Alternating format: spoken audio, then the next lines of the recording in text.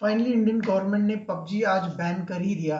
पिछले कुछ महीनों से आपने देखा था धीरे धीरे करके इंडियन गवर्नमेंट एक थोड़े थोड़े चाइनीज ऐप्स को बैन किए जा रहे थे। अभी कुछ ही महीने पहले इंडिया में टिकटॉक को बैन किया गया था, कैम स्कैनर को बैन किया था, यूसी ब्राउजर।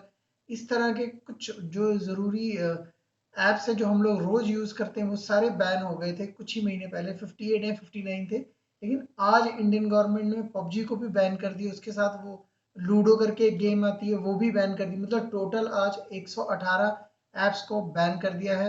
और इन पिछले कुछ महीनों में टोटल इंडिया ने तकरीबन 200 के भी ऊपर चाइनीज ऐप्स को इंडिया में बैन कर दिया है। और उसका कारण ये है कि जो इंडियन गवर्नमेंट है उसको ऐसा लगता है, मतलब उनके पास प्रूफ्स होंगे कि ये जो चाइनीज ऐप्स हैं ये हमारा डेटा चुरा के चाइना भेज रही हैं। और आपको जैसे आपने न्यूज़ अगर सुनते ही होंगे तो इन पिछले कुछ महीनों से इंडिया और चाइना का रिलेशनशिप अच्छा नहीं चल रहा है।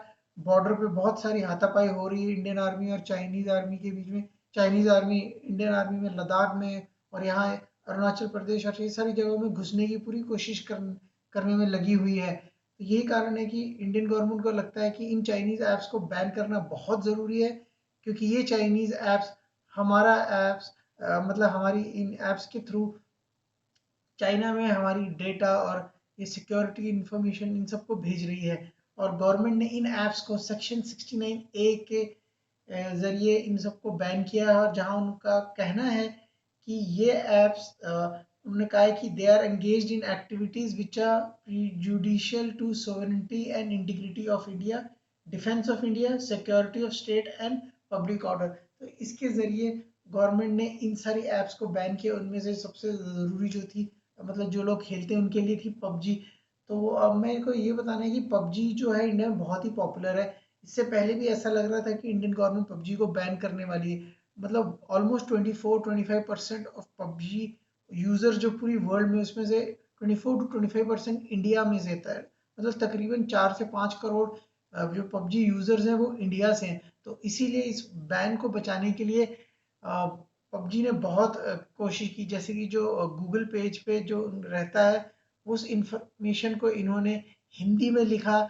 यही नहीं, ये भी अपनी जो प्राइवेट पॉलिसी है उसको भी इन्होंने टाइट किया। बहुत कोशिश की कि ये बैन ना हो सके, लेकिन फिर भी ये बैन हो गई है।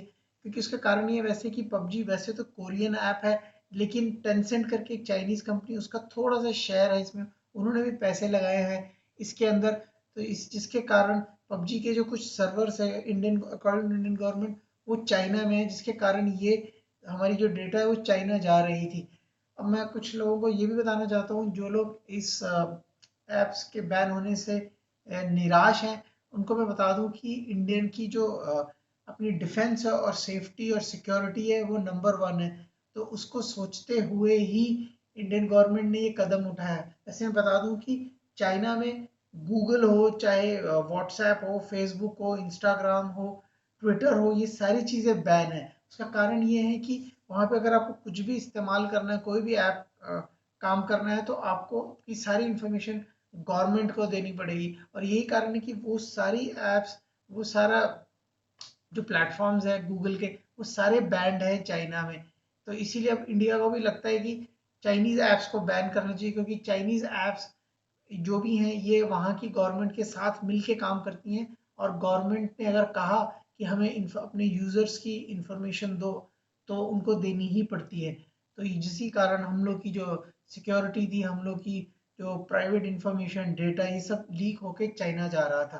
तो मेरे ख्याल से इंडिया की जो सेफ्टी है उसको मद्देनजर रखते हुए ये एक अच्छा कदम उठाया है। और क्योंकि इंडिया की जो सेफ्टी है वो सबसे ज़्यादा ज़रूरी है। तो बस इतना ही बताना था।